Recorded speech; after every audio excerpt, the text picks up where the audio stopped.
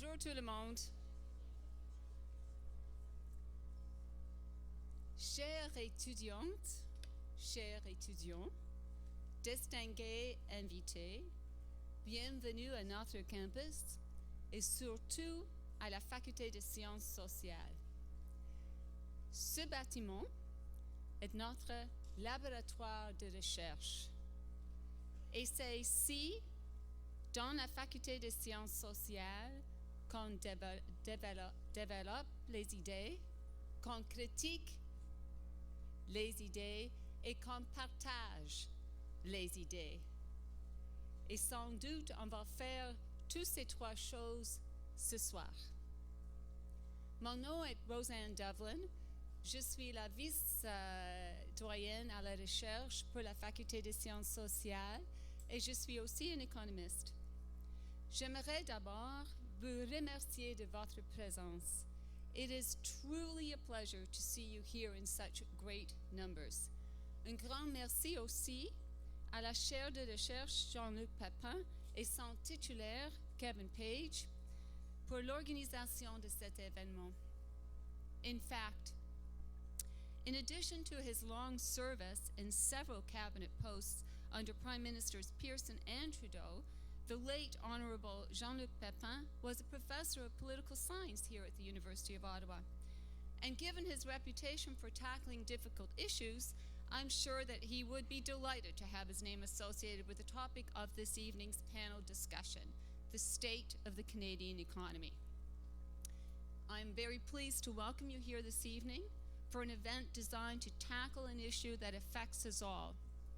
It is clear from following the political campaigns and watching the debates that the state of the economy is a dominant feature in this election.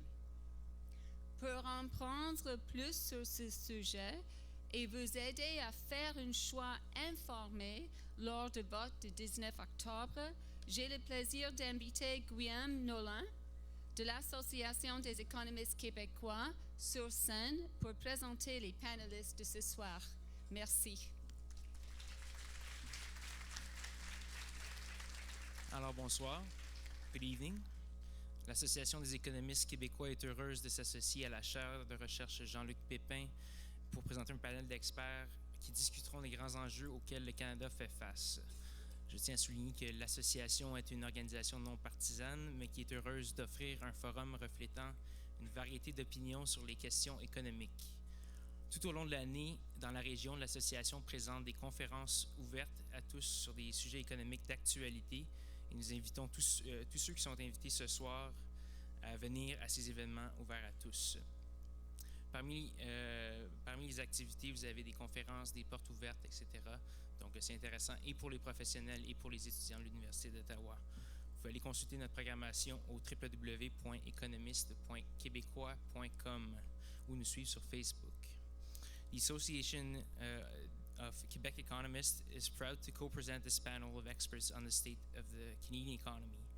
The association regularly hosts a variety of conferences on economic matters in the Ottawa-Gatineau region, to which you are all welcome to attend.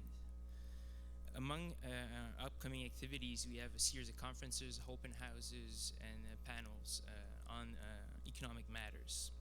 You can visit our website at www.economistquebecois.com or follow us on Facebook. Our panel tonight, notre panel ce soir est composé de 5 économistes chevronnés. Tout d'abord, nous avons M. Pedro Antunes, qui est économiste en chef adjoint et directeur général prévision et analyse pour le Conference Board du Canada, où il travaille depuis 1991. Auparavant, il a travaillé au sein du groupe des prévisions canadiennes à la Banque du Canada. Pedro Antunes is Executive Director and Deputy Chief Economist, Forecasting and Analysis at the Conference Board of Canada, where he has worked since 1991. Prior to that, he worked for the Canadian Forecasting Group at the Bank of Canada. Our second panelist, notre deuxième panéliste, est Andrew Sharp. Andrew Sharp est directeur exécutif et fondateur du Centre d'études des niveaux de vie. Il est l'auteur de nombreux travaux sur le marché du travail, la productivité et le niveau de vie. Andrew Sharp is Executive Director and founder of the Center for the Study of Living Standards. He has written extensively on labor market productivity and living standard issues.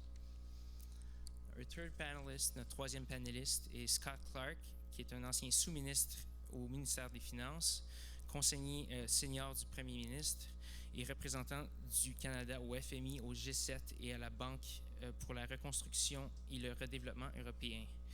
Il est présentement président de C.S. Clark Consulting. Scott Clark is a former Deputy Minister of Finance, Senior Advisor to the Prime Minister, and Canadian representative to the IMF, G7, and the European Bank for Reconstruction and Development. He is currently president of C.S. Clark Consulting. Our fourth panelist, notre quatrième panéliste, est David McDonald.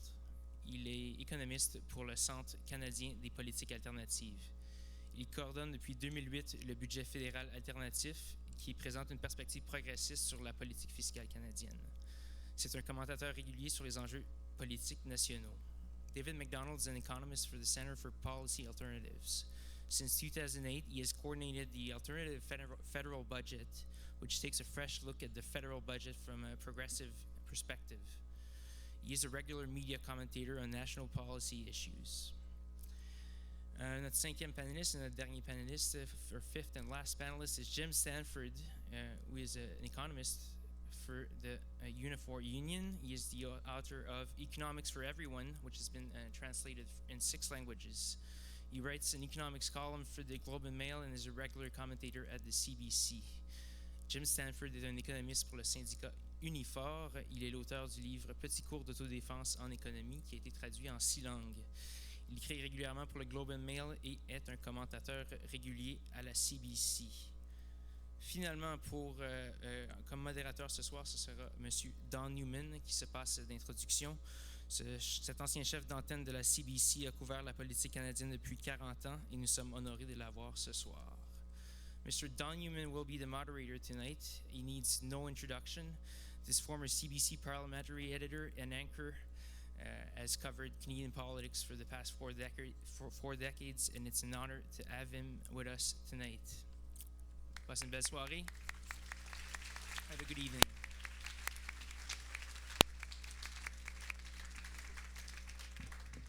Merci et bonsoir tout le monde. Bienvenue. It's a great pleasure for all of us to be here this evening, and it's wonderful, as was said a moment ago, to see so many people hanging from the chandeliers and the lights and everywhere else. It's really quite amazing. And the fact that Tom Mulcair will be here later, I'm sure, has absolutely nothing to do with this magnificent turnout. As you know, we have, and as you've heard, we've had introduced to us a very distinguished panel, and we're going to hear from all of them. The rules are this. We're going to hear for 7 minutes from each of the panelists, and then we are going to, as your professors say when they're not prepared to give you a lecture, talk amongst ourselves. And then beyond that, we will open the floor up and we will have questions from people. I'm not sure, you may have to shout if you're up there, but anyway, if you're closer here, we can ask questions to everybody. So, let's begin. 7 minutes, opening statements, and let's start with Pedro Antunes. Thank you. Thank you, Don. Je pense que je vais commencer avec un petit commentaire ou un petit point qui serait peut-être controversé, un petit peu controversé. C'est que je pense que le problème de l'économie canadienne présentement, c'est pas un problème de création d'emplois, mais plutôt un problème d'offre d'emploi. On a une économie, c'est vrai on entend toujours parler dans les médias à chaque jour. Moi, je lis les journaux et j'ai l'impression que ça va très mal, qu'une croissance alentour des 2 %, c'est ce qu'on a vécu, disons, au fil des 4-5 dernières années. On est très déçus par ce genre de performance. On est aussi très déçus par la performance de la croissance de l'emploi. Ça veut dire, l'année passée, on a en fait une performance très faible, une croissance de l'emploi qui a à peine atteint le 100 000 personnes, donc une croissance d'à peu près 0,6 %. Et moi, ce qui m'intéresse là-dedans, c'est qu'il y a 2 sources qui contribuent à cette faiblesse.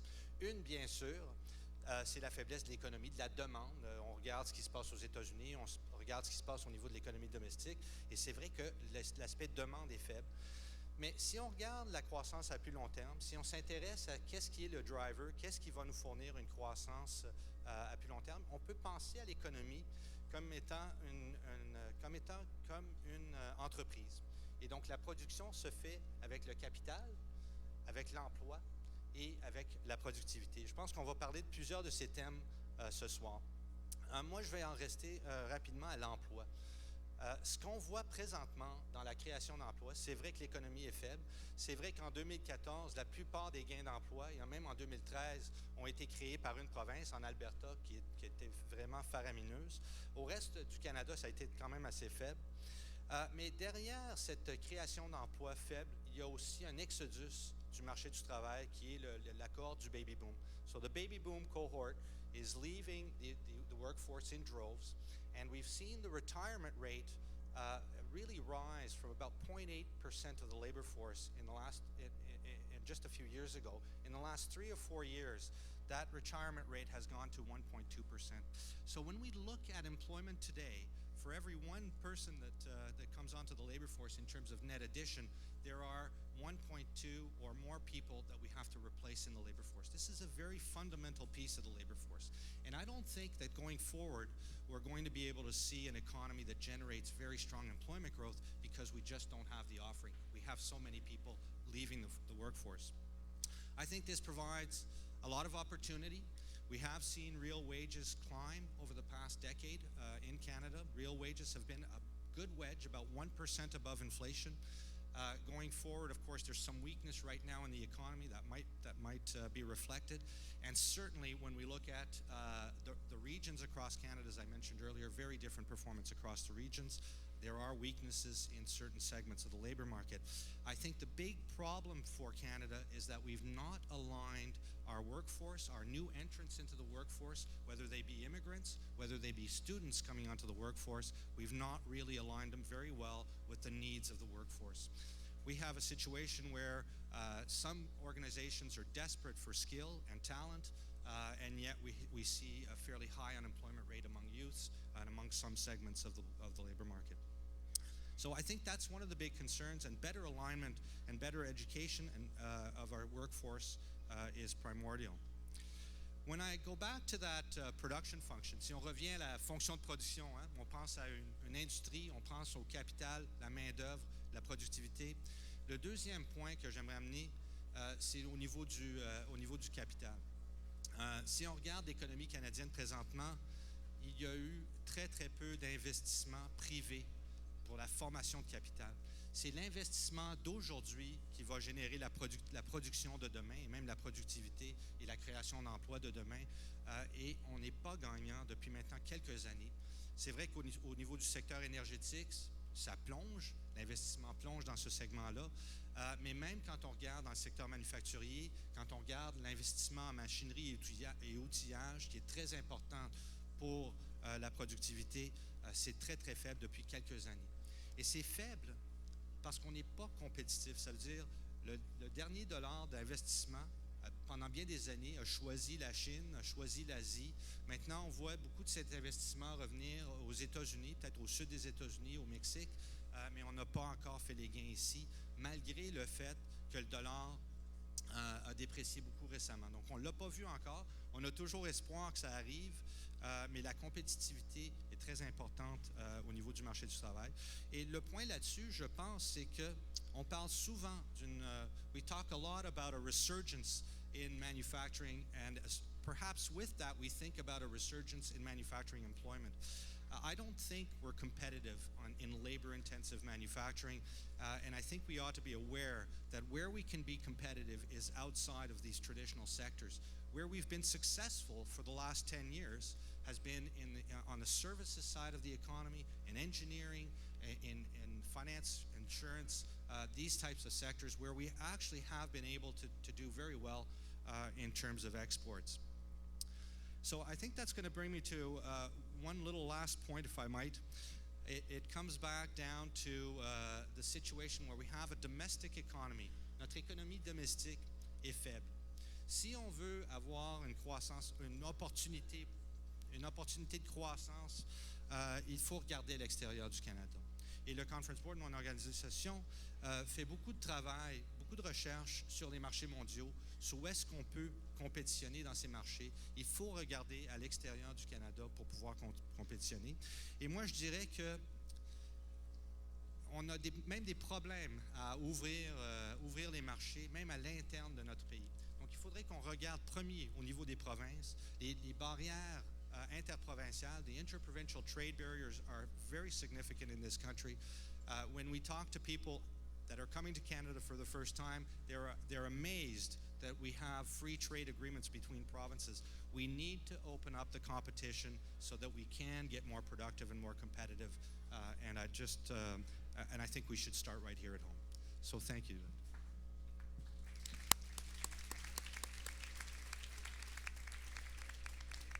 Merci, Pedro. Maintenant, the next speaker, Andrew Sharp from the Center for the Study of Living Standards. Andrew. Don, thank you very much. I have a PowerPoint presentation, but I don't think it's going to work in this environment. So I still will use it because I think some of you will be able to see it, but I think I'll largely talk, just make the points in without reference to the PowerPoint. I'm going to talk about policies to foster productivity and innovation in Canada, and I'll also make a couple comments about the macroeconomic environment. In terms of my presentation, when we think about productivity, and that's really the key for our living standards in the future, we think, well, what are the drivers of productivity? And the framework I use is that of the economists. We look at, for example, investment. That's extremely important to integrate new machinery into the equipment. Then we look at innovation. Then we look at human capital. And then we look at the overall microeconomic and macroeconomic environment. So I'll be talking briefly about all those aspects of policies to improve productivity. First, I just want to mention a couple points about macroeconomic stability. There's been a lot of debate in this election about not burdening future generations with excessive debt and the importance of a balanced budget. And I just want to make the point that what really matters for our future generations is the burden of the debt, defined as the debt over GDP, the debt to GDP ratio. We want to keep that stable to not burden future generations.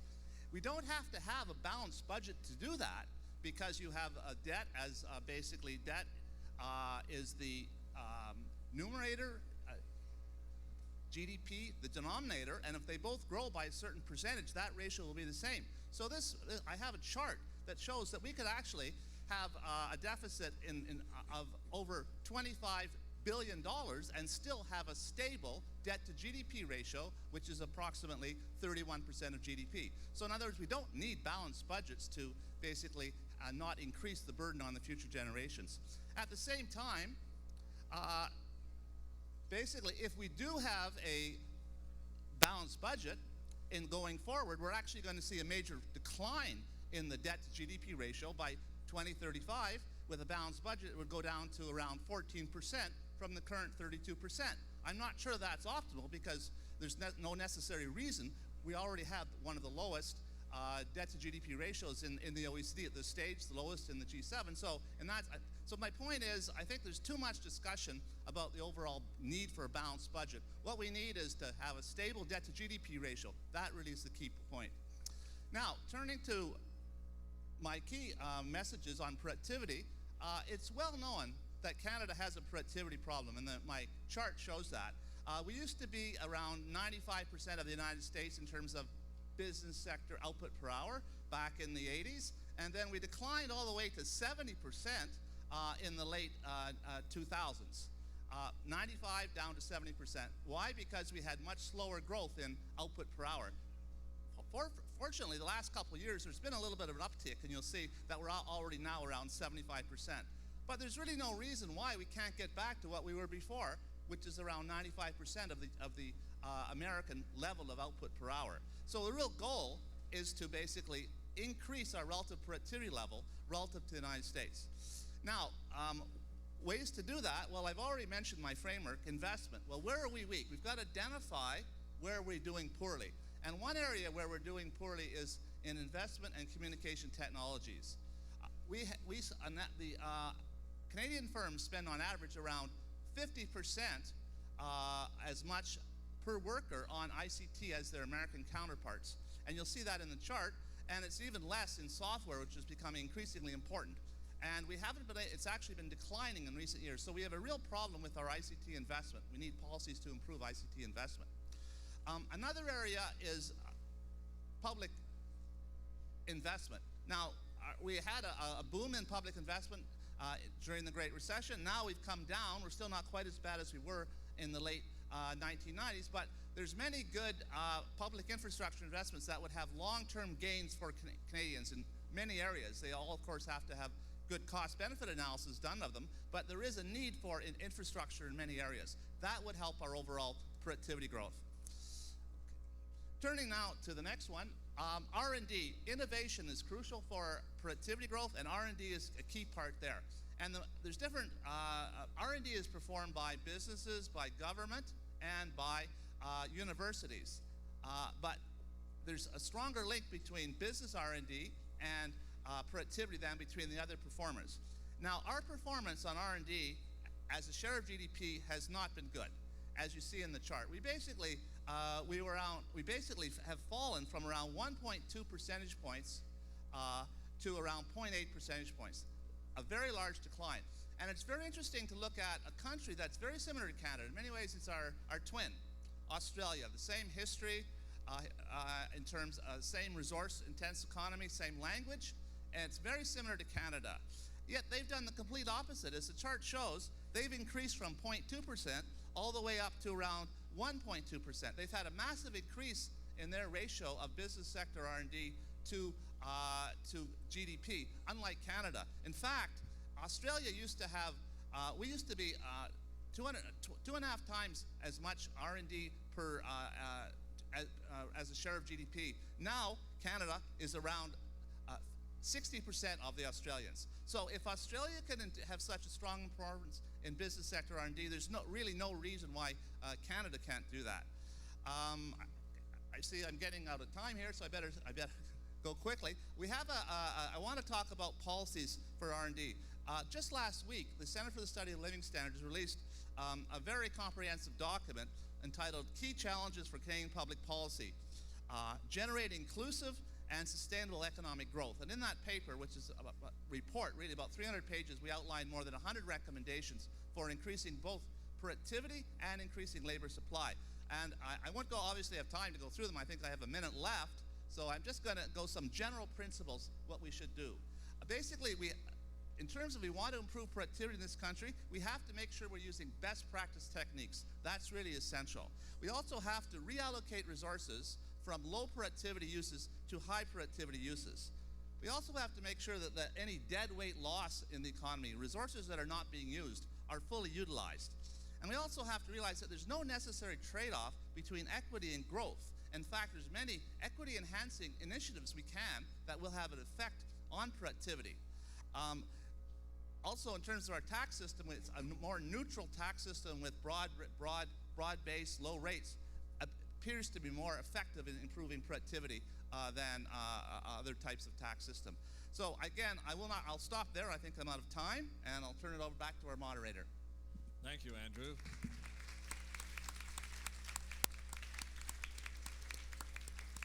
And we will come back to all of these topics when we're in the question and answer session. But let's hear next from Scott Clark. Scott? Well, it's nice to be here. And I think the topic this afternoon is the state of the Canadian economy. And I can't even keep track of the number of panels I've sat on concerning the state of fill-in-the-blank economy. So this is another one of those. And it reminds me of an event that actually happened when I was in Moscow once discussing the state of the Russian economy with a number of senior Russian officials. And we had a nice dinner, and we were well into the vodka, which is typical of a good discussion when you have Russians. And he was going on, and finally one of my colleagues said, in one word, describe the state of the Russian economy. And he looked up and he said, good. And we all looked at him quite puzzled because all our briefings had said, no, that can't be right. So my colleague said, well, in 2 words, describe the state of the Russian economy. And he said, not good. And that's pretty well my view of the state of the Canadian economy. So am I going to use my 7 minutes to describe the kind of situation that will happen a couple of days after the election, when whoever is elected prime minister will name his cabinet, and he will name, or she will name, or he will name in this case, a new minister of finance. And I've worked for every minister of finance since 1978, which goes to show you that up until 2001, that I do qualify. Can you hear me? That I do qualify for the seniors benefits, right? Usually when a new minister comes in, you meet the night before or afterwards over dinner. It's very quiet. You meet with the minister, chief of staff, and you get to know the person. And you have this dinner and you order a drink, and the minister will say, I didn't ask for this job. I really didn't want this job. I wanted foreign affairs. And so you have this discussion, well, but this is really the one you really do want. It's the one with power. He says, okay. And then he says, well, let's talk about the state of the economy. And then I said, well, do you really want to know that? He said, yeah, I want to know, you're the deputy of finance, what is the state of the economy? And I would have to say, well, it isn't very good. 2015, we've been contracting in terms of growth. We've been underperforming for 5 years, and it's all likelihood we're going to underperform for the next 5 years. The global economy is not doing very well.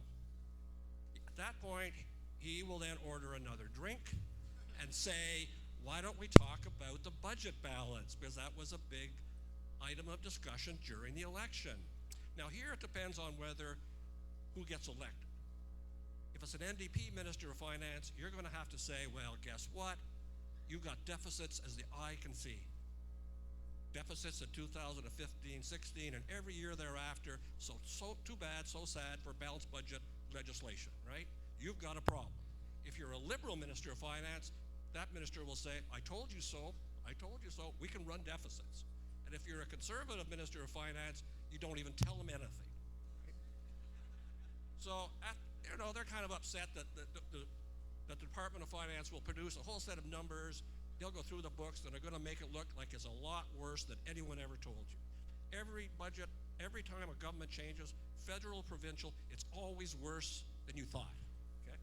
So finally, when you get around to the main course, he may say to you, look, this is not very good, but do you have something you could give me for a new growth strategy? Because we really didn't discuss growth during the election, right? We discussed a lot of other things, but we never discussed how we would get the economy growing.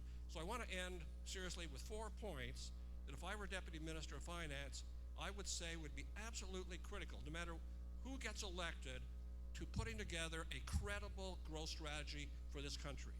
First would be a renewed federal-provincial relationship, one built on trust and cooperation, a new decision-making relationship, because you cannot make good policy in this country at the federal level alone or at the provincial level. You need trust and cooperation. Second, you need to create a real economic union. We do not have an economic union in Canada. It's a joke. A company should not have to go to Germany to export back into Canada so it can sell its product in every province. We do not have mobility of capital, labor, or goods in this country. If you had a true economic union in Canada, the impact on income and GDP would exceed the total impact of all free trade agreements. So if you can negotiate a TPP or a NAFTA, why can't we not get the provinces together to actually have a real economic union? Third, we need a national infrastructure investment strategy. There's no doubt about it. Our infrastructure, whether it's transit or highways, education, social infrastructure, it needs massive new investments. Fourthly, we need to modernize our income tax system. It's out of date.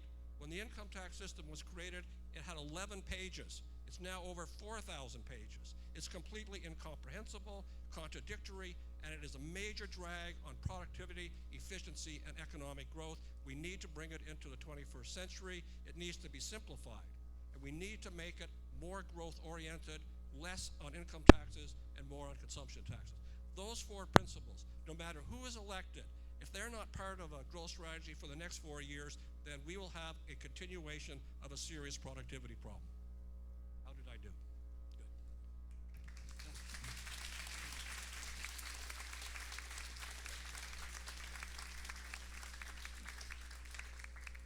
You did very well on the time, Scott. Very well indeed. Congratulations. David, you're next.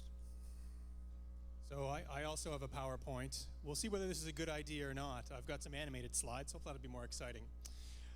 Thanks so much for the invitation to be here from the University of Ottawa tonight. One of the big discussions around this federal election has been the deficit and debt. It's been a discussion around the federal debt in particular. And if we are concerned about debt, I actually think that there's a much more important debt outside of federal and provincial debt. It's household debt or private debt. And I think that is where one of our biggest long-term problems will come. The first thing that we need to understand about private debt is we think of private debt as credit card debt. We think, oh, you know, the private debt's gone up because people are buying big screen TVs, you know, they're buying an extra PlayStation. The fact is that most private debt is totally unrelated to that credit card debt, and is primarily related to mortgage debt or housing debt. Now, it means just buying a home. It's a very straightforward transaction, and a very expensive home in most of Canada's major markets. So when we talk about debt, what does the debt picture look like in Canada, and what has it looked like historically? So the first line here is the red line. This is the federal debt as a share of GDP. Now, Andrew talked a little bit about GDP, which was great because he presaged this message here. This is a percentage of GDP, and you can see that federal debt is actually down substantially since the highs that we saw in the 1990 after the cuts, in particular, the Martin cuts in the 1990s. And it's down to lows that we really haven't seen since the late 1970s. And just to give you some idea of scale, this is percentage of GDP, but in terms of dollars, the largest deficit that is even under consideration in this campaign is $10 billion, which would be worth about half a percentage point on this graph. So you wouldn't be able to see it in essence. To move this graph up 1% would be worth about $20 billion, a deficit of $20 billion. And we're not even discussing that in this election. Now, the second big area is other government debt, which is primarily provincial. Some of it's municipal, most of it's provincial.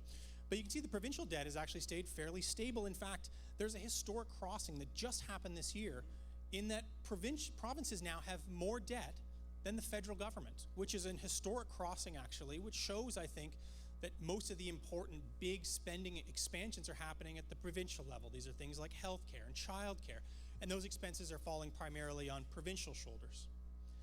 But, and here's the final line, this is household debt. And you can see a tremendous difference between the path of household debt and government debt.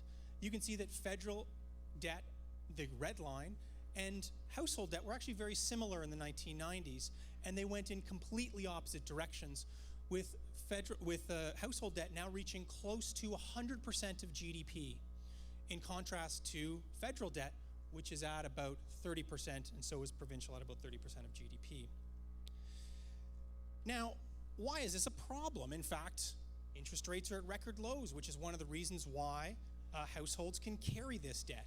That is to say, it takes a lot less to service a mortgage at 3% than it did at 9%, which is the kind of mortgage rates that you would have seen in the 1990s, for instance. I think, first of all, it becomes a substantial drag on growth as we go forward. Households are substantially constrained in terms of how much more they can spend driving the economy. We talk about stimulus and how much impact governments have had. In fact, governments that ran essentially a balanced budget last year, the federal government running a slight surplus, it was about a $2 billion surplus. In terms of stimulus, households ran a $78 billion deficit last year. And the year before, they ran a $79 billion deficit. So they are massive deficits being run in the household sector. And what that means is people are taking out mortgages and they're buying houses. And those houses are being built. And it's been a very important means by which we've stimulated the economy, is through additional household debt.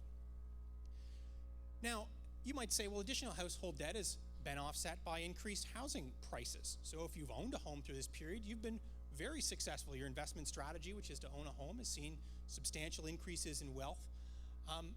But one of the interesting features of wealth is that it's not evenly distributed. The people with the debt are not necessarily the people with the assets. And so one of the things that I looked at is how much net worth, that is to say your assets minus your debt, have changed in different age groups and in different deciles since 1999, which is the start of the increase in housing prices in Canada. So the question is which age groups and which parts of those age groups in terms of wealth deciles have benefited from massive increases in the value of houses, as well as increases in the price of debt. And so you can see that this is the middle decile, the blue. 20-year-olds and 20-year-olds and 40-year-olds have seen some increase in net worth. They've seen about a 30% increase comparing, say, 40-year-olds today versus 40-year-olds in 1999. 30-year-olds have done badly in the middle. Houses are much more expensive, and so they've actually seen a decline in net worth over that period. Now, this is for the middle decile. Now, this is what's going to be fascinating. This is for the wealthiest decile.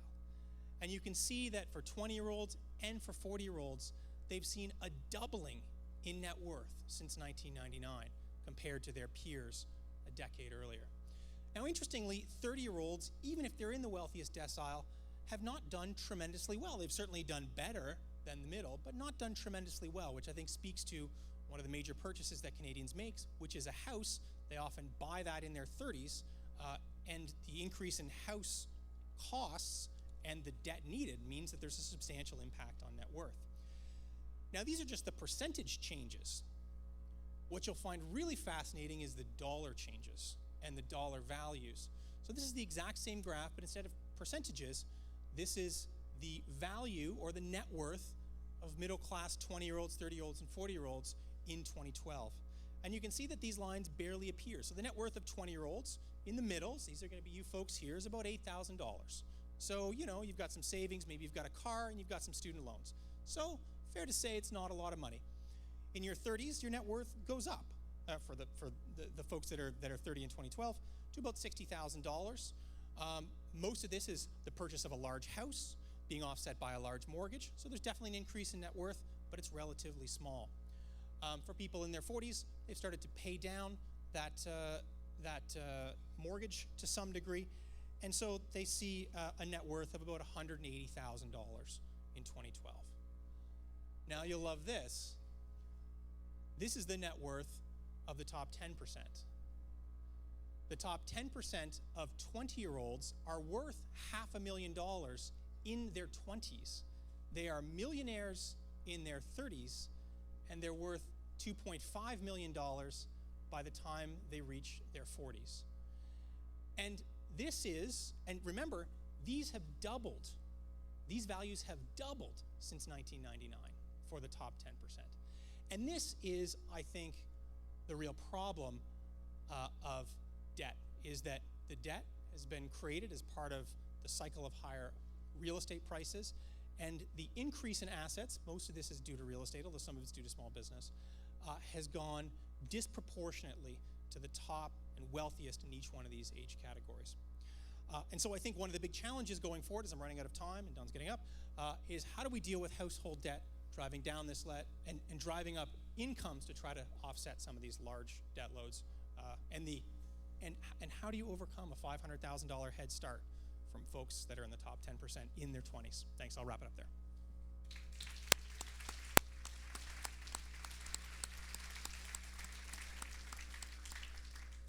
And Jim Stanford. Don, this is awesome, isn't it, with the balconies up here? I kind of feel I'm at the Opera House. Yeah. I've always wanted to give a presentation at the Opera House. I thought you were, for a moment, I thought you were going to say you always wanted to sing. So I'm glad it's only a presentation. No, Don, you were right. It was a recession, even if a technical recession. Doo-wah, doo-wah. All right, go ahead. All righty.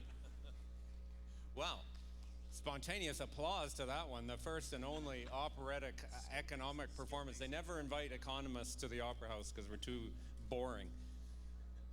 All righty. Well, there's my book. There's my Twitter handle, iVOTE-jeVOTE.ca. I'm going to be citing an economic report on the performance of different governments in the post-war era that can be found at iVOTE-jeVOTE.ca. So, I think the challenge we face in Canada has been made worse by a kind of complacency. Since we survived the 2008-09 financial crisis relatively better than some other countries, in particular we had no bank failures, many of us have spent the last several years patting ourselves on the back and thinking that Canada is a leader. and somehow exceptional in the world. In fact, one prominent politician's exact words were that our economy was the envy of the entire world. And I'll let you Google which politician it was. The reality, of course, is very, very different. We've had a period of sustained slow growth and underperformance, the worst since the Great Depression. We did slip into recession in the first half of this year, but that, in a way, is beside the point of a longer-run problem of very slow growth, falling backwards in the rankings of other industrialized countries, and relative to other times in our history. So this is a graph that shows real per capita GDP growth in Canada in the different administration periods, and you can see that not just because of the recession this year and not just because of 08-09, Canada's performance over the last decade has been very poor in historic terms. Now, the problem with economic growth is you have to have an engine. It's kind of like a car. And after all, I work for the Auto Workers Union, so I know that technical fact that a car needs an engine in order to go forward. We learned about this, for those of you who are economics students today, in first year macro. National income is going to be the sum of one of those, of all of those different engines: consumption, investment, government spending, and net exports. That's not just an accounting identity, it's also a behavioral relationship, because it's going to tell you where growth is coming from. Consumer spending can do a lot to help your overall growth, because it accounts for about half of GDP, but consumer spending can't usually lead the way, because consumers have to be getting income from employment generally in order to have money to spend in the first place. And David has shown what happens when spending outruns income and debt starts to rise secularly. So in a market economy, the two most strategic engines are usually business investment on capital spending, which is a sign that they're expanding their output and hiring new workers, or in an open economy setting, what we're able to sell to the rest of the world. And then as a backstop, of course, there's the issue about what is government contributing to the equation in terms of its own spending. So if those are the potential engines of Canada's economic expansion, how are those engines performing? So here are some graphs on the strategic ones, the leading ones, given that consumer spending cannot lead the way unless there's jobs and income being generated in the first place. So this is the growth of real non-residential business fixed capital expenditure in Canada in the post-war era. And again, not just in a short-run sense, but in a longer-run sense, our business investment performance in Canada over the last decade has been abysmal, despite the very expensive tax measures which have been implemented with a goal to expanding business investment. The same is true to an even higher degree of exports. We've had a government that speaks about globalization and the need to sign free trade agreements, but in terms of actually ensuring that we can produce goods and services that are sold in the rest of the world, it's been absolutely a failure. The worst performance of any industrialized country over the last decade, and the worst performance of any government in our post-war history. In terms of the role of government program spending as a potential lever for growth, in the event that private sector growth is not leading the way, the picture is not much better. If we look at the whole period of 2006 through 2014, there has been a small increase in real per capita program spending by the federal government. I do exclude military spending from this, a small increase in that, but if we measure it since 2011, when the majority mandate was attained, it's been a very steep decline at over 2% per year, one of the most painful exercises in government austerity in our post-war history. So without investment leading the way, without exports leading the way, and with government now contributing to the problem instead of offsetting it, that begs the key question: what is the engine of our expansion that we need? The main traditional drivers of growth have been disengaged. Consumer spending can lead the way for a while, so long as consumers are prepared to borrow and spend like drunken sailors, but sooner or later that runs out of steam for obvious reasons. I think the fundamental economic challenge for us in this election and beyond is to think of new ways, new strategies to resuscitate investment, net exports, and government investment in both infrastructure and new public programs. Clearly, in recent years, government austerity at the federal level in particular has contributed to our slowdown, not offsetting it and not ameliorating it. One other accounting identity that I'll put up just again for reference, because if we're going to get more spending in those sectors, whether that's net exports or business investment or government program spending, the question is, how are you going to finance that? And this is another accounting identity from macroeconomics that I don't think federal politicians are quite aware of as well. and that is the sum of deficits, the sum of fiscal deficits measured across the sectors in the economy has to equal zero. This is true by definition. So some sectors can be running a deficit and other sectors are going to be running a surplus. What this means is that the surplus in the deficit in the private sector, in the private corporate sector, that's investment minus savings, plus the deficit on international trade, that's imports minus exports, plus the deficit in the public sector, that's government spending minus tax revenues, one way or another is going to have to sum to zero at the end of the day. You cannot have a situation where all sectors are saving simultaneously. If they try to do that, they will put the economy into recession. And this is where the simple-minded emphasis on government reducing its spending in order to eliminate its deficit is risky, where you have to look at what is the impact of that strategy going to be on the private sector. In order to generate a government surplus, as some of the parties are proposing, you will inevitably create and sustain deficits in the private sector. So this is a chance to get beyond some of the simple-minded rhetoric out there. Canada's overarching challenge is clearly to motivate more growth and more jobs. We need it in order to pay our taxes and support our households. This requires a vision to engage one or more of those engines that we talked about. Investment, both private and public,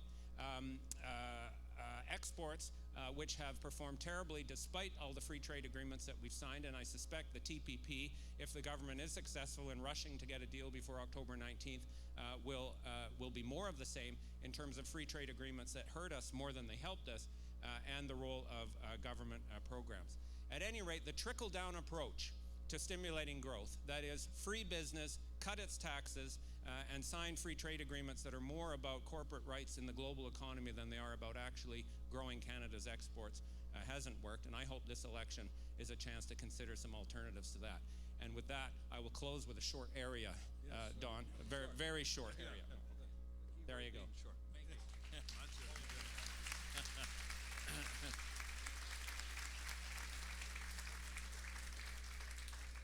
Well, thank you, Luciano. That was terrific. That was just terrific.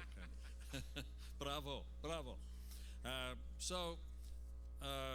seems to me that it's a bit like the Russian economy. The Canadian economy is a bit like the Russian economy that Scott described. It's good, but then it's not good. So let's talk for a moment. I think increased productivity is the thing to drive increased growth, and increased investment in R&D, but also in a number of other areas that people have mentioned, is the way to hopefully drive up the productivity. But we do have relatively low taxes, and over the past decade or so, starting even before Mr. Harper was Prime Minister, we've had fairly generous tax incentives for research and development, and they haven't really, I would say, you've probably been taken up the way they have. And I'm wondering, Andrew, why don't we start with you? What is it, something about Canadians or Canadian businessmen, or if Australia can do it, why can't we? Or is it because we're so close to the United States we let them do it and try and import it? Or what's the matter? Well, I wish I knew the answer to that. I don't think anyone knows the answer for why our business sector just hasn't gone out and invested in R&D. They certainly have the tax system there in favor of them, and they certainly have the money there. They know that they often have cash balances that are large, so they have the resources to do it. I think there's a lot of factors at play. One is possibly we don't have as competitive economy as we need. If there were more competition in certain areas, that might stimulate more investment in R&D to stay ahead. Also, I think the structure of our support for R&D can be questioned. Most of our support goes towards tax incentives, not direct grants to firms. Almost all of the countries have much more balance in their support for R&D, and we probably should be rebalancing in Canada towards more direct support grants for firms for R&D. But overall, it's the business sector that has to do that R&D, and it's just not doing it. It's not as if government can come in and tell them what to do. They make their own decisions. So, Scott, you ran the finance department. Do you think that there should be more direct grants to spark R&D, or do you think that the tax incentives to do it are enough? How do you feel about that? No, I would not support any kind of direct grants. That's kind of trying to pick winners, and I don't think that's going to work. The tax credits that we had in the past turned out to be very expensive without much of an impact. So I don't think they're doing very much. I'm like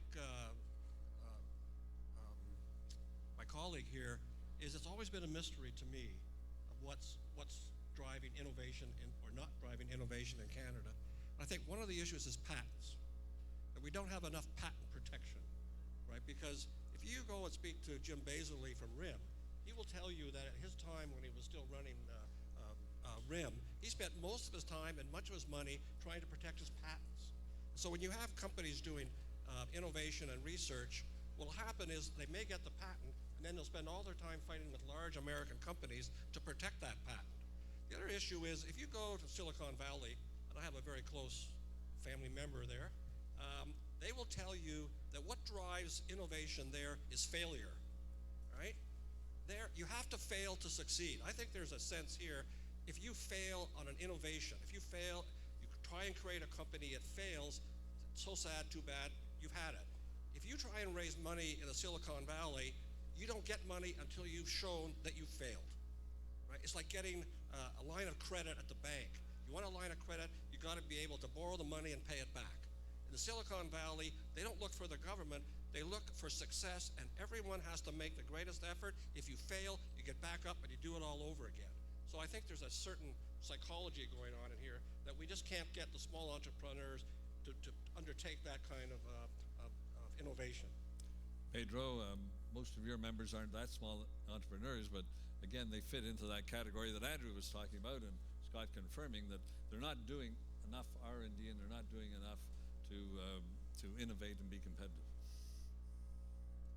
Well, it's really a tricky question. I would agree that when we look at those factors that we know drive productivity, I think we're lacking there.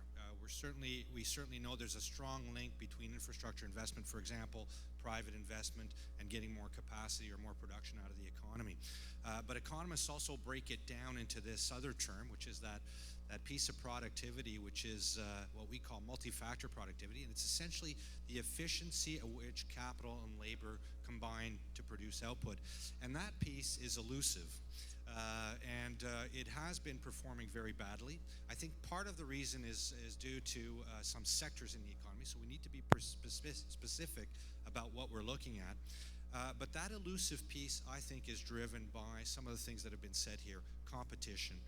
I think we need to open up our economy to more competition. Scott, and I think I tried to mention it as well, the issue around opening competition among our provinces first. We don't even have economies of scale in this country, and we have a lot of inefficiencies due to that. And I've always referred to that to productivity as a little bit like evolution. You know, you kind of need a stress to the system before you kind of see it kind of appear. And one of the factors that we often forget about is that within an industry, there are some very productive firms and there are some less productive firms. And if we don't open up the competition where there are failures, we don't see those more productive firms, the ones that know how to, that are efficient, we don't see them gain market share and be competitive on a global scale. Well, let's think then about trade agreements, because trade agreements, while they're meant to open up markets, they also open up competition at home. And David and then Jim, both of your organizations have been leery, I might say, about trade agreements. Would that be fair to say? And I'm wondering if you think that in retrospect, maybe if we'd had more competition, we would be more productive, and we would, in fact, as we became more productive and innovative, we might have actually expanded exports through the trade agreements, while at the same time guaranteeing most of the jobs here in Canada. I guess one of the big debates around trade agreements is that trade agreements are actually not about trade anymore. They're actually about corporate rights. So the ability for a Canadian company to export to the U.S. in terms of the tariffs that they would pay exporting a widget from here to the U.S. are actually quite low, and that's true not only to the U.S. but most major trading partners. That traditional barrier to trade, that is to say there's some tariff that goes back and forth, have been largely eliminated. And what a lot of major trade agreements now are about are the rights of corporations to sue governments if they don't like the laws that those governments are putting forward. And so a lot of the objections that and Jim can speak to this afterwards, that the CCPA has leveled against these agreements is not so much that we object to trade per se. Canada does a lot of trade, but it's rather that corporations have the ability to overwrite Canadian laws, have the ability to take Canadian governments to court to force them to take out laws that they think are non-competitive, quote unquote, and removes the ability of Canadian citizens to decide for themselves what their health and safety regulations, what their pollution regulations, and so on should be worth. So why don't I turn it over to you, Jim? I know you've done some work on this as well. Well, I believe completely in trade. Trade is essential to Canada, given the size of our market, especially if we want to participate in any specialized high-value industries, whether that's manufacturing or innovative services or even tourism. Those all depend on trade, and precisely the problem is not that we've had too much trade, it's that we've had too little trade. More specifically, too little demand from the rest of the world for the products that we make in Canada. So our performance, the Bank of Canada data has confirmed this, is the worst of all of the industrialized economies over the last decade in boosting our exports. And it's not just the amount of exports, it's also the quality of our exports has deteriorated because we've become so much more reliant on extraction and export of unprocessed resources, while our value-added manufacturing and services industries have shrunk significantly relative to GDP. So I believe in any trade agreement that stimulates the demand for Canadian high-value products and services to at least the same degree as it's going to stimulate our imports. And a traditional NAFTA cookie-cutter free trade agreement isn't doing that. The latest point in case is the Korea Free Trade Agreement, which came into effect on January 1st of this year. We've got 7 months of data on our free trade agreement with Korea. Now that we have free trade with Korea, our exports to Korea are down 7% year over year. Our imports from Korea are up 8%. And our trade deficit with Korea has grown by about 30% and will be its biggest ever this year. That's because our trade negotiators did not look at what can we actually export to Korea and how can we actually enhance those opportunities. They just assumed free trade always benefits both sides. Let's sign the deal because it makes us look like good economic managers. I'm worried they're going to do the same with the TPP. And here's a sleeper on the TPP. The TPP is not just a new free trade agreement with countries that we don't have free trade with yet, like Japan. It is also the full renegotiation of the NAFTA, because the 3 NAFTA countries will all be within the TPP, so the rules within the TPP will supersede the rules we've had in NAFTA.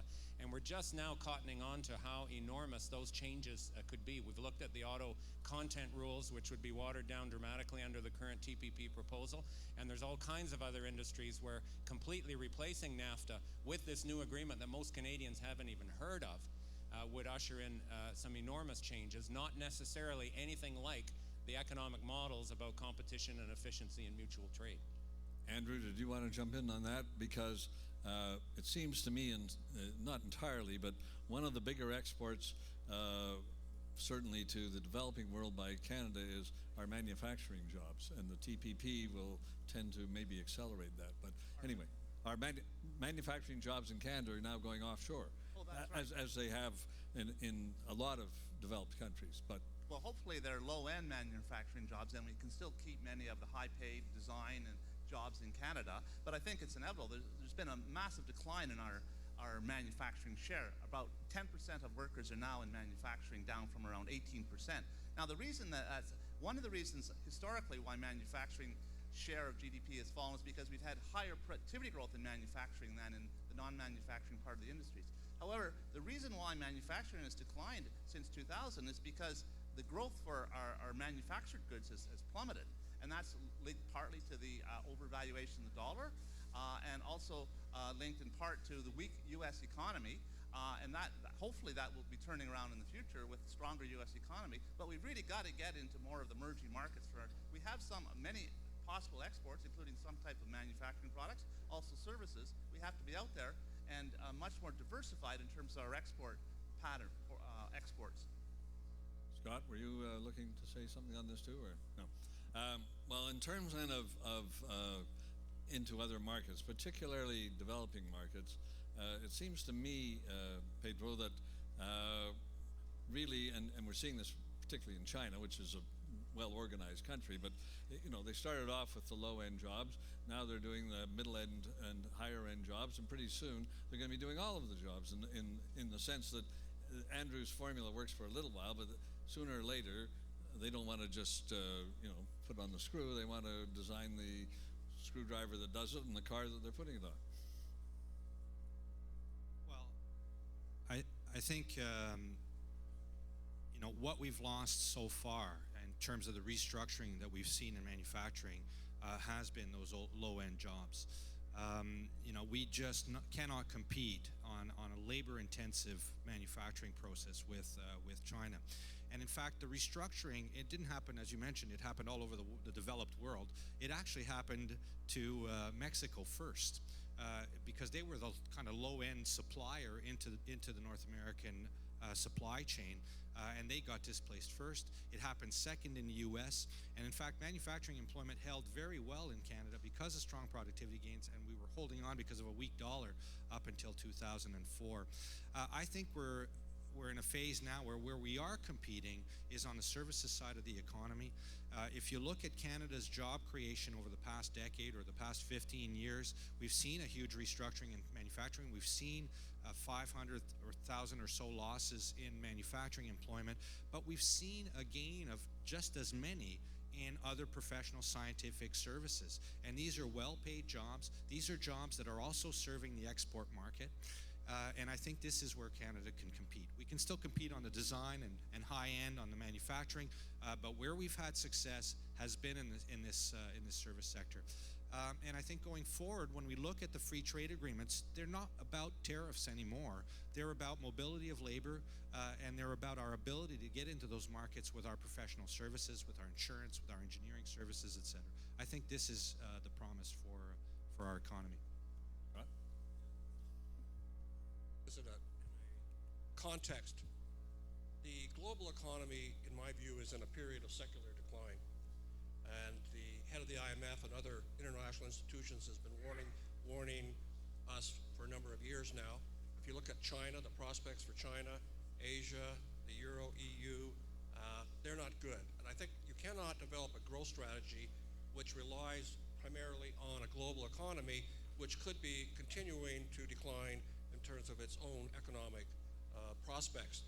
World trade as a share of global output has been going down for years now. Right? It's not the driving force it used to be. A growth strategy for Canada has to be, in my mind, be inward looking. We need an actual growth strategy that is made in Canada. We need to strengthen our capacity in Canada to take advantage of whatever trade there might be. And hence, we need a better tax system, we need a better infrastructure system, we need a better our own economic union, because that'll do more for output in Canada than any free trade agreement combined. Since we're in the middle of an election campaign, let me interject a political note to that, because you have worked on trying to get rid of interprovincial trade barriers. The Conservatives have tried, the Liberals tried, everybody's been trying. As long as I've been around, I think since Confederation, we've been talking about getting rid of interprovincial trade barriers. And one of the real politics is that if you are the mayor of a city, the way you get reelected is running against the provincial government. And if you're a provincial premier, the way you get elected is running against the federal government. And it seems to me that, give me your economic perspective on that, Jim, because that is a real politic question. And the idea of getting rid of all of these different barriers, I'm not sure is ever going to happen. Well, I don't know if it's politically feasible or not, Don, for the reasons that you mentioned, but I'm also utterly dubious that it would make any measurable difference to our economic performance, to our level of GDP or our rate of GDP growth. The fact that you can't ship beer from one province to another is a lovely windmill to tilt against. But to claim that that is one of our fundamental economic problems is not credible. The fundamental problems we have is in every part of Canada, interprovincial trade or not, we've got resources sitting idly by because there isn't enough money to put them to work. And that should be the focus. There may be things that we can do that make sense on an interprovincial basis, but don't think that it's a panacea any more than international trade is suddenly going to put all those idle resources to work. And that's where I agree completely with what Scott's saying. The focus of our job creation and growth stimulating efforts have to be taking the idle resources we have here and putting them to work. But you don't think getting, as Scott does, you don't think getting rid of the interprovincial trade barriers is one way to do that? Well, Scott, do you want to have a rebuttal? I know I don't drink beer, but I know you can't buy beer in Ontario from other provinces and so on and so on. That's not the issue. I think you need competitiveness, and I think you need mobility of capital and labor, and the ability to contract and not have local laws that keep you out of one province. I think whatever their output effect, it has to be positive. And I can remember when we were doing the NAFTA, and we were building these models, what would be the economic impact on NAFTA, and we were also building, for comparison purposes, what would be the economic impact on Canada if there were mobility of capital and labor. And the results in those days, maybe Jim's got better, newer results, were that if you had an economic union in Canada, that would have a greater effect on output than the NAFTA would. Now, David, you're talking about household debt. Low interest rates obviously entice people to take on more household debt. And the Bank of Canada earlier this year cut the rate again. And there was even talk that, well, if this recession, which turns out to be a song, but also a technical one, that if it had continued, that maybe the bank might cut it again. I mean, they're already down pretty low. Do you think, though, that if they weren't that low, the economic activity that we have had the last few years would be as high as it was, or would we be in a recession a lot sooner? And is there just a trade-off that I take your point that when rates go up, you know, the rubber hits the road, but without low interest rates, where would we be? It's a great point, and this is how low can you go is the question for the Bank of Canada, and they're at about how low they can go. They're at what's called the zero lower bound, which is to say they would love to stimulate the economy more. They think growth is weak, but they can't because they can't and are relatively unwilling at this point to create negative interest rates, where the bank pays you back, or you pay the bank rather to keep your money. And so the Bank of Canada has done as much as it can do to stimulate growth. And this is the problem of the zero lower bound. And they've been at that zero lower bound. I mean, this didn't start in January of 2015. They've been at this lower bound for 5 or 6 years now. I mean, since the recession in 2008-9, they've deviated very little from this lower bound. They've had the pedal to the metal in terms of everything they can do to encourage households to take on more debt, drive economic growth, as well as encourage businesses to take on more debt and drive economic growth. Households have taken up the call. They've said, absolutely, central bank, we'd love to take on lots more debt, and hopefully you'll build more houses that we can buy at a higher price. The corporate world is looking great. Their balance sheets look great. One of the other interesting crossings that we saw this year is corporations in Canada now hold more cash than the national debt. So it's a substantial amount of cash sitting on corporate balance sheets that could be spent to stimulate growth. Now, those two sectors, I think the household sector has done more or less as much as it can. The corporate sector at this point is not interested in substantial new investments. And that leaves either imports and exports, which we've been running a deficit in since the Great Recession. So we're importing more than we export, so we're exporting our national wealth. The final group is government.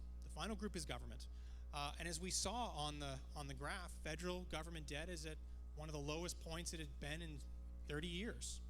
And so if anybody is well placed to spend to drive growth, to do it intelligently, that isn't to say to create a deficit and then burn the money in the ground, but it's to create a deficit for some purpose, which is to say to create economic growth and do it as efficiently as possible. And to do it as efficiently as possible, you want what are called sort of high multiple expenditure areas. Those are areas where you create jobs immediately in Canada. Those are going to be areas like infrastructure spending, but they're also going to be areas where you're expanding social programs and you're hiring people as well to work in the economy, work in Canada, and not export that money immediately. And so I think the point that I'm getting to is that governments are the last stage in terms of stimulating growth. And unfortunately, that's not a discussion we're having. I mean, $10 billion a year is essentially nothing in a $2 trillion economy like Canada's. No, except that in terms of what happens in the future. I mean, you made the argument, I thought, a fairly compelling one, that people take on debt because interest rates are low, and at some point interest rates go up, and then their debt is too hard for them to carry. But at the same time, and Scott, you would remember back to the 80s when the government was running successive deficits. By about the end of the 80s, the payment on the debt was the biggest spending program in the government. So you can't run a deficit forever, even if it looks like it's easy to do now. At some point, usually the crows come home.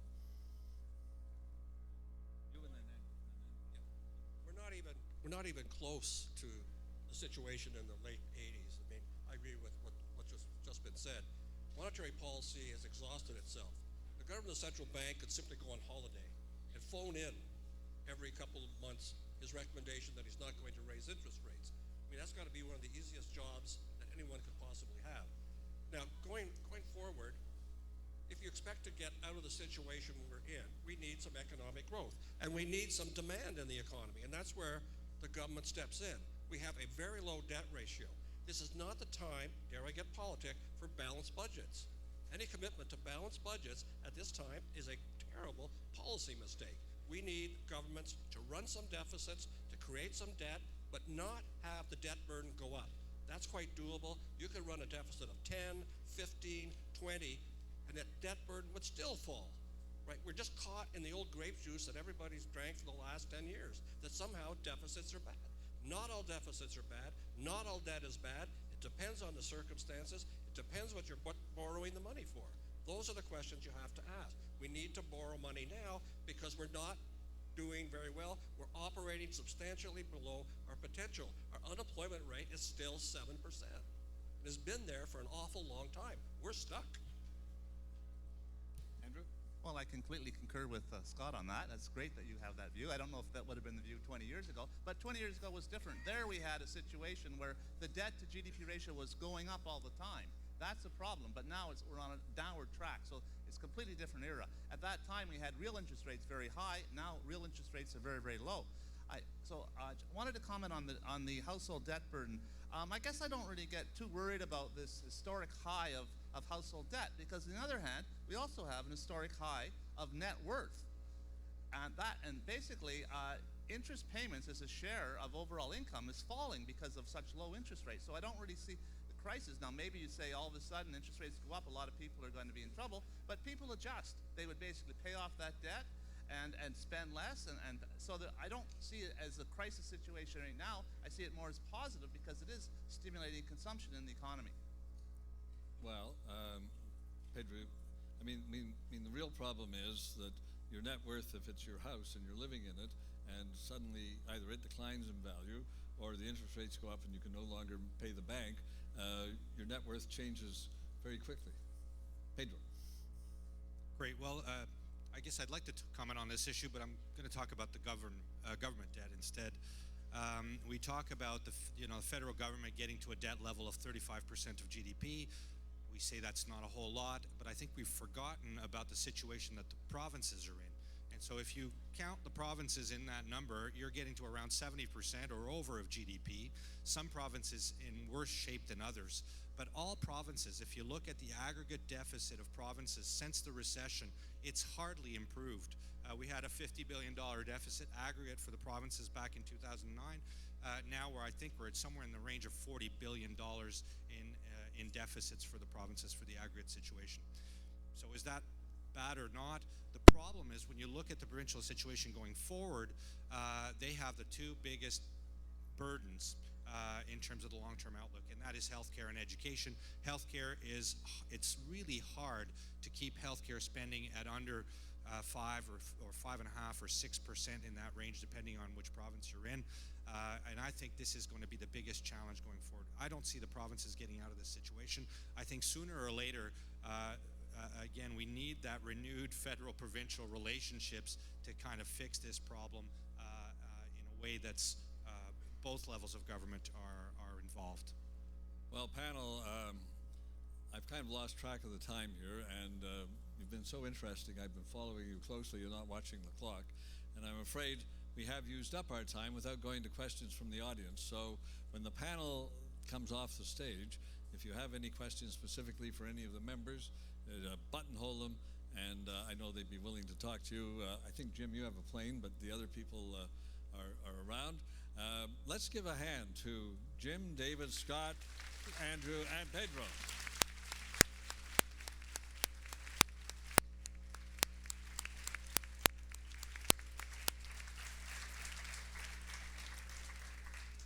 Thank you, panel. Panel dismissed.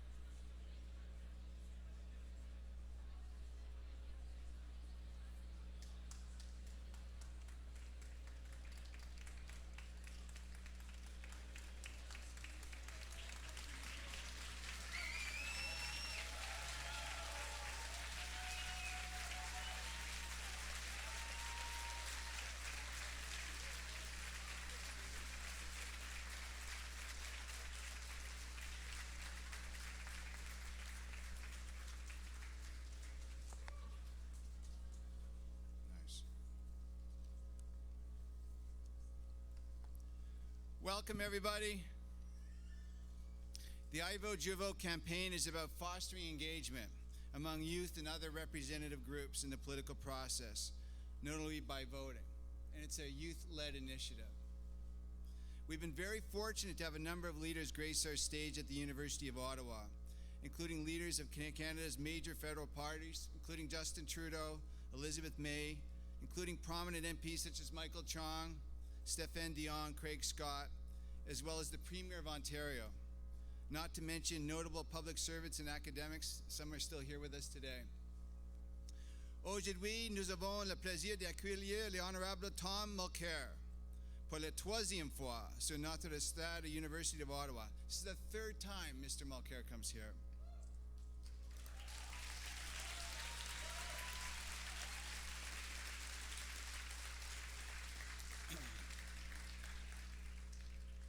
Vous connaissez peut-être M. Mulcair comme le chef de l'opposition officielle du 42e Parlement du Canada, comme l'homme qui a assumé la chefferie de NPD après la mort de Jack Layton. My connection to Thomas Mulcair is a personal one. I had the opportunity to build a new institution for Canada, the Parliamentary Budget Office, at the service of a well-established institution, Canada's Parliament. Mr. Mulcair was one of the few federal politicians and one of the strongest supporters of the Parliamentary Budget Office.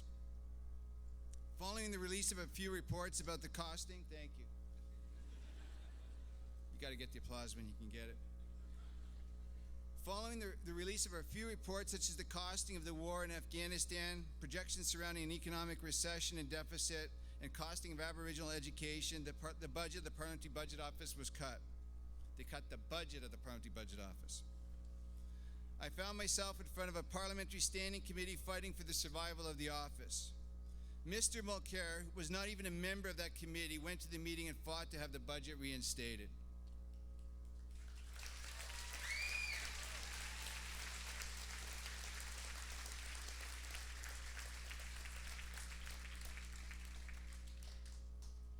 The final report of the committee recommended that all my reports be confidential. That wasn't going to work for me. When I read that report, I wanted to resign. Mr. Mulcair phoned me and told me not to quit. D'une certaine manière, je ne serais pas ici aujourd'hui si ce n'était pas pour l'appel de Mr. Mulcair. I wouldn't be here today if it wasn't for Mr. Mulcair.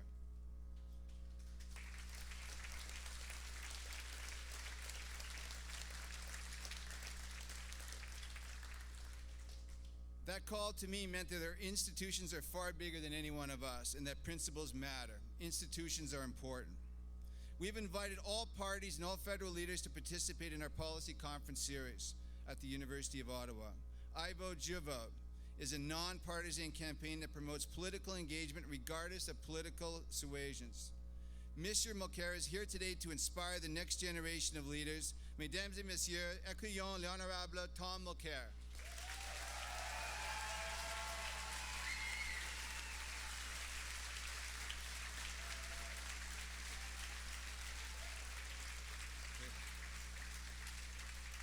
Thank you. Thank you so much, Kevin. And I'll say hi right at the beginning to the people all the way up for those 4 floors. I won't be able to look at you too much during the speech, but I know you're there because I got to say hi to a whole bunch of you right at the top. It's great to be back in Ottawa, and it's great to be introduced by my friend Kevin Page, who is such an extraordinary leader. And I want to thank him, not only for being here tonight, but for his ability to be strong and consistent, a voice for good public administration in this country.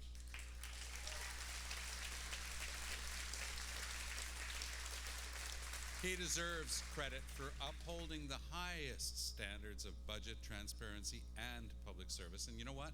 That's why I was so proud when he personally congratulated us for being the first party to publish our numbers in this election campaign.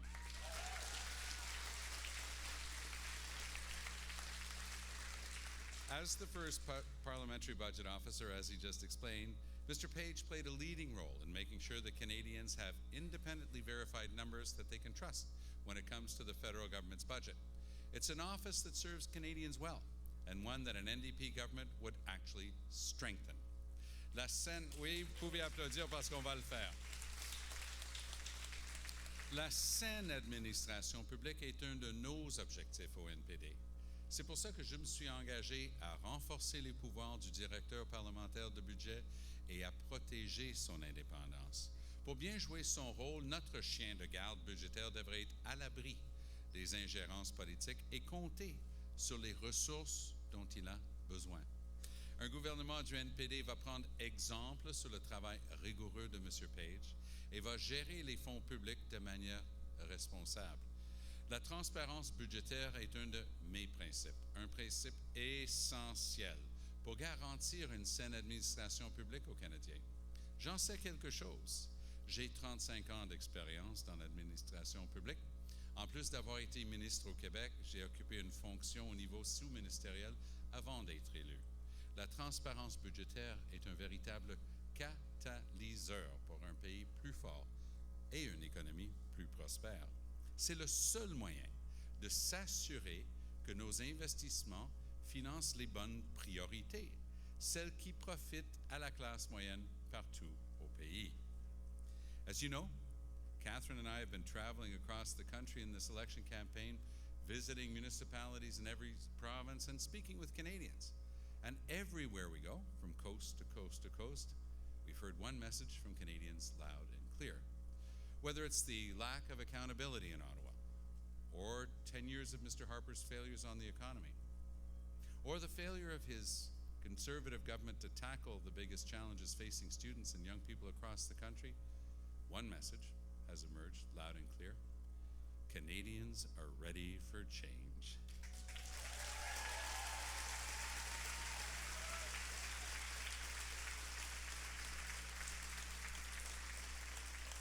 They're ready for an economic vision for this country that puts them first. A vision for a sustainable and prosperous economy that supports good jobs and middle-class families. We do need a government that supports Canadians when times are tough, which is why I was proud to announce early this morning the NDP plan for employment insurance. Instead of raiding the EI fund like the Liberals and Conservatives, we will make EI eligibility fairer and invest in helping workers find a permanent place in the workforce.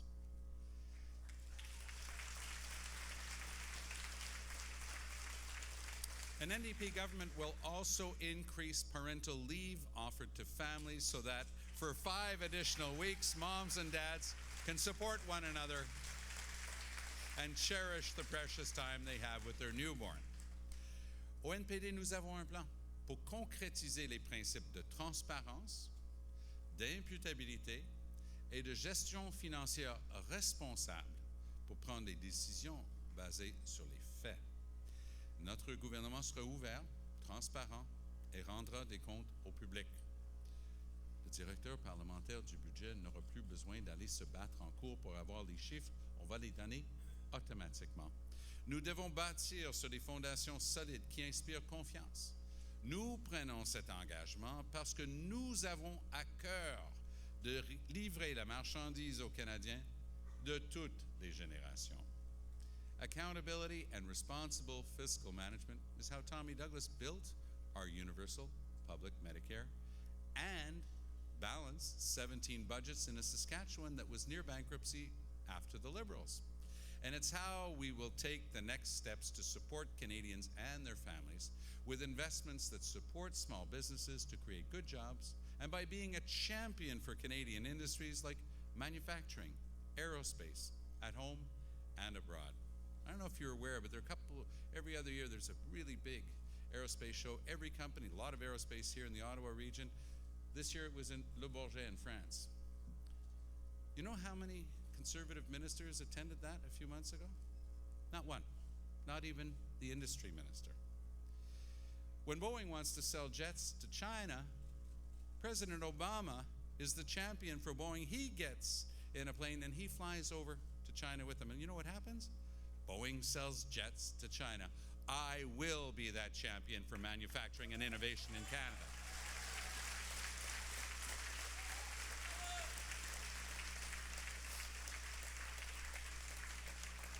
We can look to other jurisdictions like the UK and Australia, similar infrastructure democratically to us.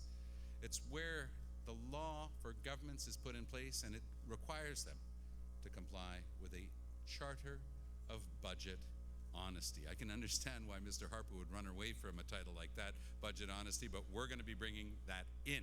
That's the kind of international best practice that we'll look to as an NDP government takes steps to put this country on firm footing, and we will make certain to deliver on our commitments.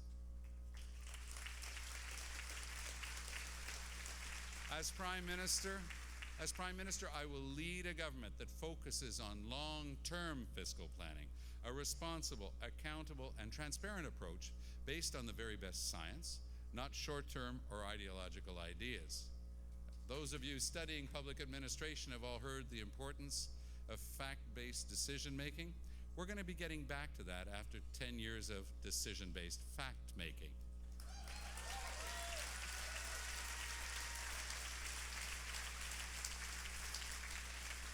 These principles will guide an NDP government in good times and the tough times, whether we're benefiting from a booming economy, facing a mild economic downturn, or weathering the sort of severe recession that we faced in 2008 when economic stimulus was required. An NDP government will pursue a balanced approach, developing fiscal policy statements with every budget that lays out our government's goals and targets. As you know, in public administration, that which gets measured gets done. And working with the Department of Finance, we will set realistic targets for Canada's debt to GDP ratio. We will respect Parliament and all Canadians by strengthening the office of the Parliamentary Budget Officer, including making the role an official officer of Parliament.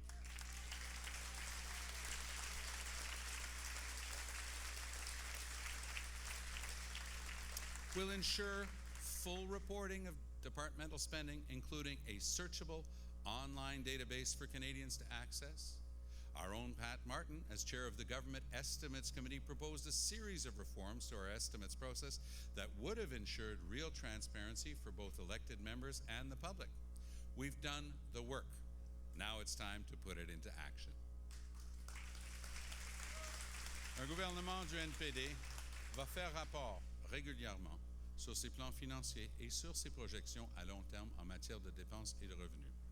Nous allons aussi faire rapport sur les défis qui attendent les prochaines générations pour prendre aujourd'hui les bonnes décisions pour l'avenir, le long terme. Nos décisions seront basées sur des faits et des données vérifiables, celles du ministère des Finances, du directeur parlementaire du budget et celles tirées du recensement détaillé que le NPD va rétablir.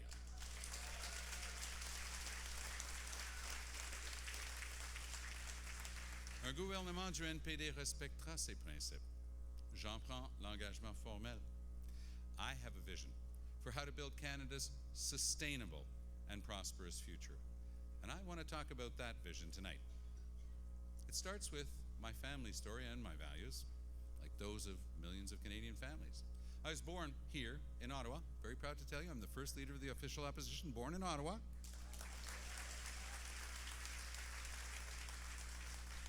And as the second oldest of 10 kids, we had to work for everything we had. It wasn't easy. We worked hard, played by the rules, and lived within our means. We learned the importance of looking out for one another and sticking together. The values of community, generosity, and never letting one another fall behind. I spent the hot summers tarring roofs in Montreal so that I could work my way through law school. I learned the importance of discipline, focus, and setting clear priorities, and I dedicated myself to public service because I wanted to help people. It's that experience of growing up and working hard my whole life and those values that will guide our vision for a stronger Canada and a robust economy. It's these shared Canadian values that guide me as a husband, as a father, and as a grandfather. These are experiences and values that guided me through my time in cabinet as Environment Minister in the Quebec government. And these are the experiences and the values that will guide me in the future as your Prime Minister.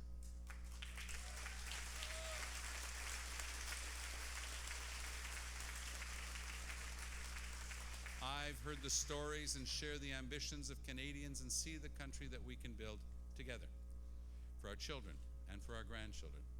Now that Catherine and I are grandparents, I get to say that. Canada has a highly educated and skilled workforce and world-class post-secondary institutions, including right here at the University of Ottawa.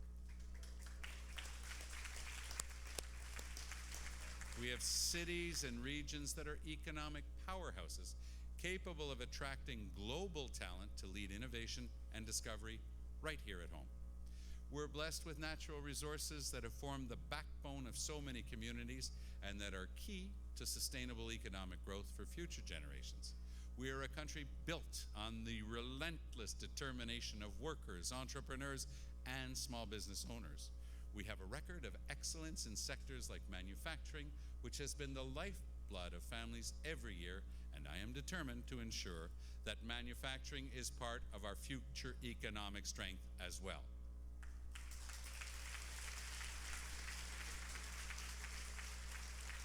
We are a country that proudly welcomes the world and opens our doors to tens of thousands of families every year, immigrants and refugees who move to Canada to pursue their dream and build better, safer lives for their loved ones. Together, we can build the Canada of our dreams. But we need to tackle significant challenges. We need a Prime Minister who's up to the job. In the years and decades to come, we know what it'll take for countries to succeed in the midst of expanding global markets and rapid technological change. It will take a robust, knowledge-based economy and clear focus on research and development. It will take investments in science and technology and dedicated support for the cutting-edge research that drive innovation. The countries that succeed at tapping into new potential and ideas will maximize their economic returns from natural resources and through value-added manufacturing and processing to create good, stable jobs here in Canada.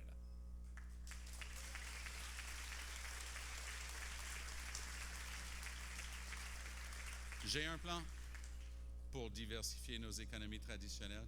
J'ai aussi un plan pour faire en sorte que la croissance s'accompagne de débouchés concrets sur le terrain dans chacune de nos régions. C'est pourquoi il est essentiel, je dis bien essentiel, de s'engager sur la voie du développement durable en s'assurant, par exemple, d'appliquer rigoureusement le principe de pollueur-payeur, de réduire nos émissions de gaz à effet de serre, de lutter contre les changements climatiques, de protéger la qualité de notre eau, de notre air, de notre sol et d'agir maintenant pour garantir la sécurité énergétique des prochaines générations. Le monde lui-même est en train de changer.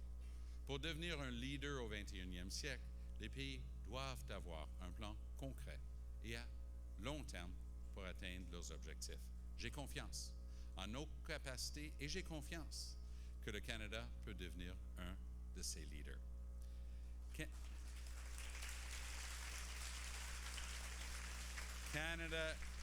Canada is poised for the next era of innovation success, but under successive liberal and conservative governments, we've not had the long-term vision that our country needs. We've not had the leadership we need. I firmly believe that the best measure of a diversified, well-functioning economy is the strength of the middle class. And the reality today is that families across Canada are working harder than ever, but they just can't get ahead. Les familles travaillent fort tous les jours, mais malgré ça, elles voient leur situation se détériorer. Elles ont de plus en plus de mal à joindre les deux bouts. Et elles ont subi pas une, mais deux récessions sous Stephen Harper. Résultat, la dette des familles a atteint un niveau record à 165% du revenu disponible. La Banque du Canada parle d'un risque majeur pour la stabilité financière même du pays. Selon la CIBC, une de nos plus grandes banques, la qualité des emplois est aujourd'hui à son plus bas niveau en 25 ans. Depuis donc une génération, on n'a jamais vu une si mauvaise qualité d'emploi en train d'être créée. 7 Canadiens sur 10 n'ont même pas de régime de retraite à leur emploi.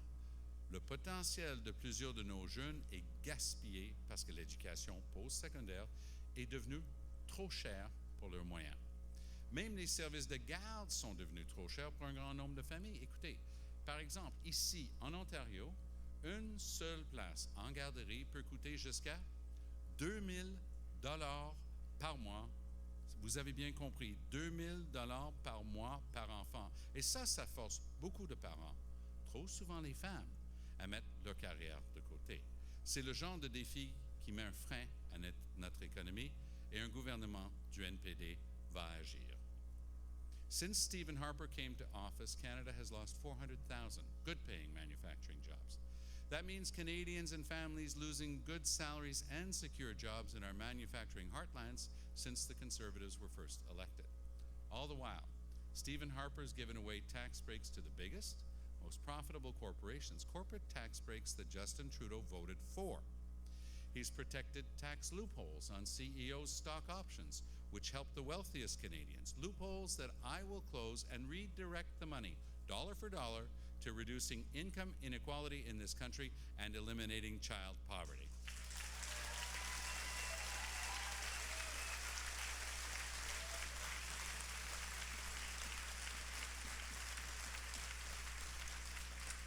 And Stephen Harper has piled on $150 billion to the national debt, adding to the weight of a massive economic, social, and environmental debt that will be left to our children. But Stephen Harper does nothing to help while our manufacturing economy is hollowed out, while the middle class shrinks, and while families fall further and further behind. Conservatives have the wrong priorities, and Stephen Harper's plan isn't working. It's time for change. It's time for a prime minister who cares and who has an economic vision that actually includes the middle class. It's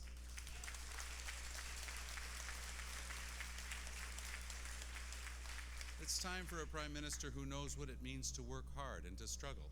It's time for a prime minister who puts families first, and for a government that lays the cornerstone of a stronger future, the foundation of a more prosperous and sustainable economy.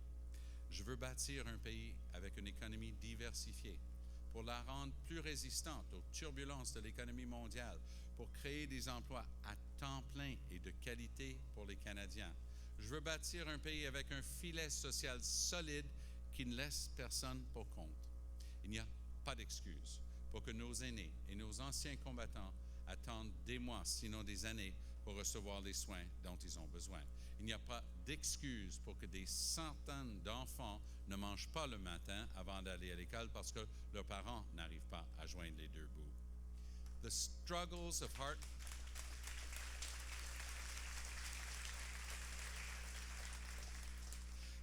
of hardworking families will guide my priorities, and I will be their champion. I will be the champion for supporting and growing the middle class. By making strategic investments and following through on our concrete plan, I know we can deliver change. Like quality, affordable childcare for no more than $15 a day.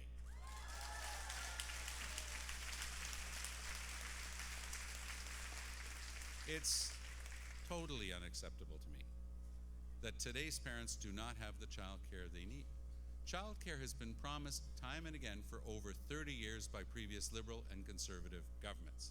And to hear them tell it today, because they can't get it done and couldn't get it done, nobody else can. Well, I've got news for them. I was there in Quebec City when we got it done, and as Jack used to love to say, don't let them tell you it can't be done. It can, and it will be done.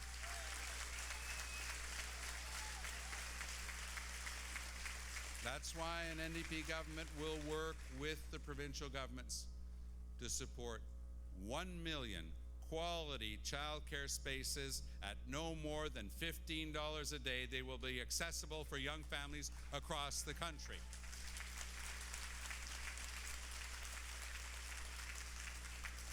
It's a smart plan that will allow more parents, especially single moms, to re-enter the labor force with peace of mind that their children have the quality of care they need. We will deliver quality, affordable childcare across Canada.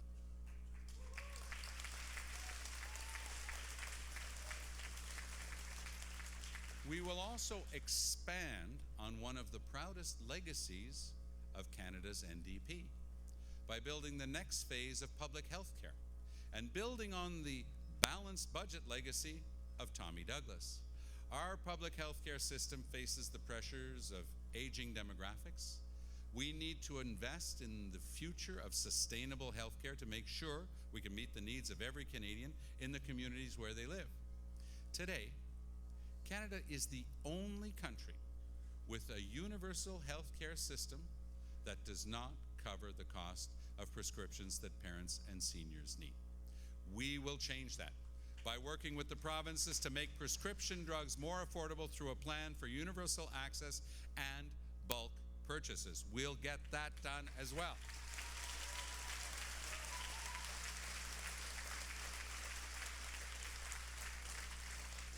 It'll, of course, save Canadians lots of money on their prescriptions, but it will also reduce the number of people who have to choose between the medication they need and putting food on the table. And it will save the provinces approximately $3 billion that can be reinvested in better access. These are the kinds of balanced and sustainable plans that New Democrats are offering to Canadians in this election. An NDP government will take the concrete steps to offer a helping hand to families that are struggling to join the middle class and stay in the middle class. Their success now and in the future is our top priority, because we don't just build for today. We don't just take care of the moment. An NDP government is committed to building a stronger, fairer, and more sustainable Canada for today and for tomorrow.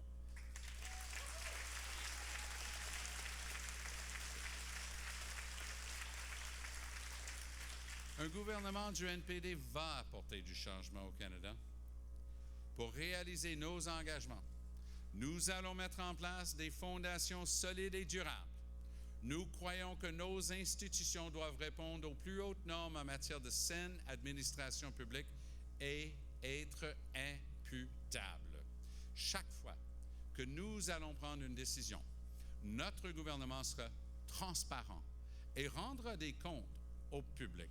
Nos décisions seront basées sur des faits et des données vérifiables. C'est notre engagement clair envers l'ensemble des Canadiens.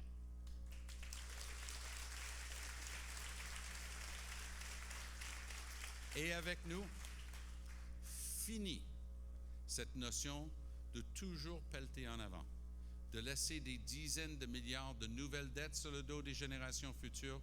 Ça, c'est pas pour nous. Nous allons gouverner avec une vision à long terme et on va assumer nos responsabilités aujourd'hui. Et lorsqu'on bâtit quelque chose comme des garderies à travers le pays, ça va être sur une fondation solide de budget équilibré. I'm proud that we've been transparent, that we've published our numbers, that Canadians can see those numbers in black and white. They can see our offer to voters to build a better Canada for all Canadians.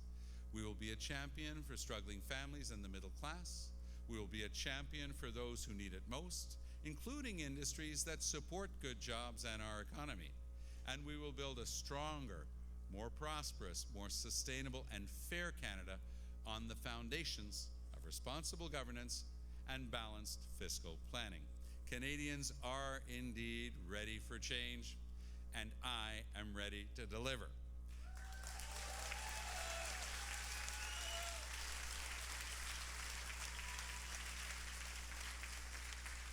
The NDP will build a Canada where families get ahead, a Canada where no family and no part of the country is left behind, a Canada where every young person gets the opportunities they need and every senior gets the benefits they deserve, a Canada that is compassionate and welcoming, with a Prime Minister who understands the urgency to act as crises unfold. We can get Canada on the right track. We have the potential to seize the opportunities ahead of us and tackle the challenges that Canadians face each and every day.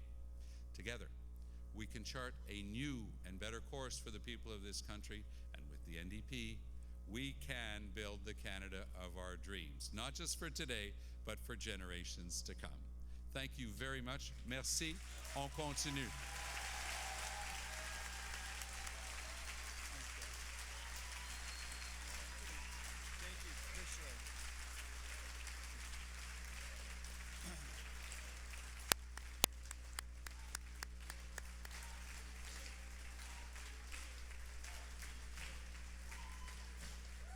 Mr. Mulcair, on behalf of all of us at the University of Ottawa, I thank you for coming here and visiting us for the third time and for outlining your economic plan. Now, hang on, don't go anywhere. I think those commitments we heard today on a fiscal charter, those principles, commitments to balance, sustainability, as somebody who teaches public finance at the University of Ottawa, I think that would be raising the bar, and that's really important for Canada.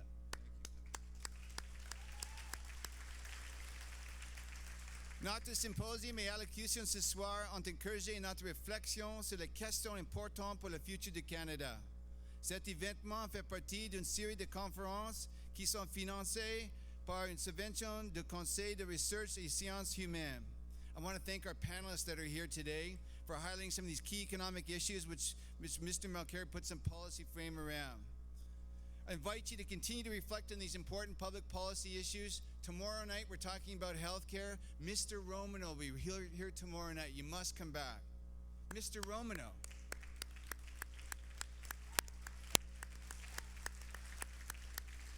Nous remercions notre doyen Marcel Marat et nos collègues à la Faculté des sciences sociales, en particulier notre équipe de communication et de marketing, Brigitte Janier-Saint-Jean, Marie-Anne Burgess, and Nathalie Simmer. Thank you so much. We want to thank the University of Ottawa President Alan Rock and his team for their ongoing support and encouragement. We thank CPAC for continue to cover our policy conferences, bringing this content live to Canadians across the country, and rebroadcasting this symposium. Thank you. We thank iPolitics, who've been with us all along. We thank Facebook, Kevin Chan and Mark Dinstel for bringing this across the country as well. Okay, to the students and the young alumni in our iVOTE-jeVOTE campaign, vous êtes le futur de ce pays and nous en sommes fiers. Your talents, your efforts are awesome. Thank you for making this all happen. Again, this is students that are doing this, not professors, students. And inspiring, we thank you for your dedication and your youth engagement. Thank you, students. Merci à tous et toutes pour votre participation. We'll see you tomorrow night, healthcare tomorrow night. Thank you so much. Thank you so much.